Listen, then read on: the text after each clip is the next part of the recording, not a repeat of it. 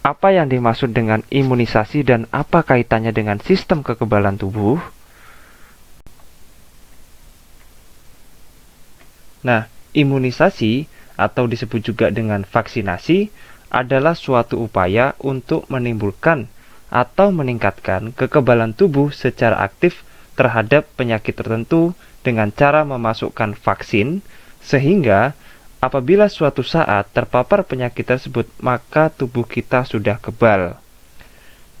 Nah, vaksin adalah organisme penyebab penyakit atau patogen seperti bakteri atau virus yang sudah dilemahkan, sehingga sudah tidak mampu bereplikasi secara optimal pada tubuh manusia dan tidak dapat lagi menimbulkan penyakit, tetapi masih dapat merangsang respons sistem imun.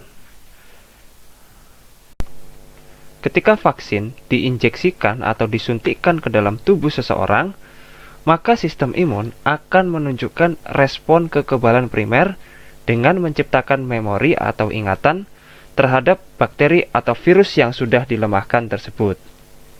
Nah, berikut ini adalah ilustrasi dari respon kekebalan primer.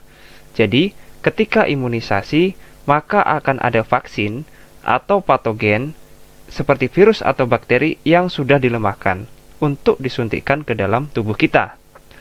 Nah, patogen yang sudah dilemahkan tersebut kemudian akan memicu komponen dari sistem imun spesifik seperti sel B, sel T penolong, dan juga sel T untuk berproliferasi atau membelah.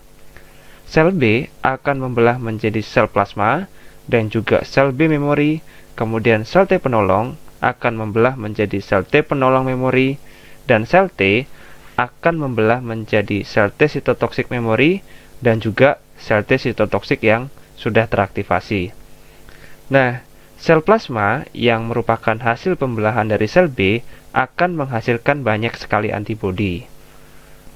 Jadi, inti dari respon kekebalan primer yang muncul pada saat imunisasi adalah membentuk sel-sel memori yang mampu mengingat antigen dari patogen yang sudah disuntikkan ke dalam tubuh kita.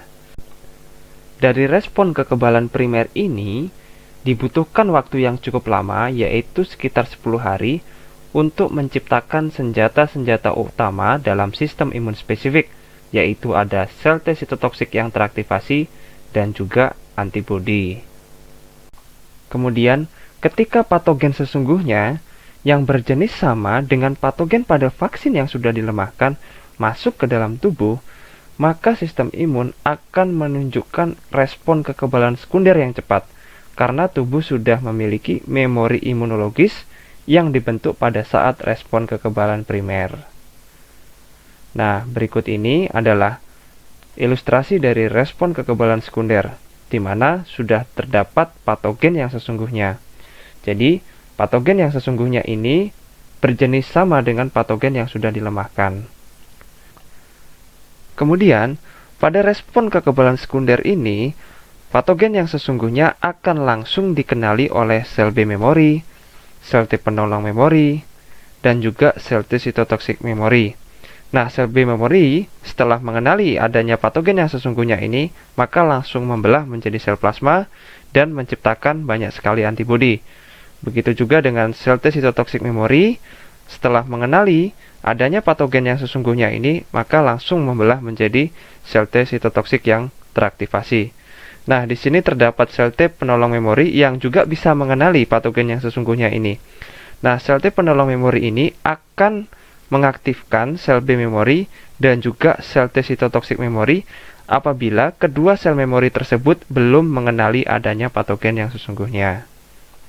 Jadi, pada respon kekebalan sekunder ini dibutuhkan waktu yang cukup cepat, yaitu selama 5 hari, untuk menghasilkan senjata utama dari sistem imun spesifik, yaitu antibodi dan juga sel T sitotoksik yang teraktivasi.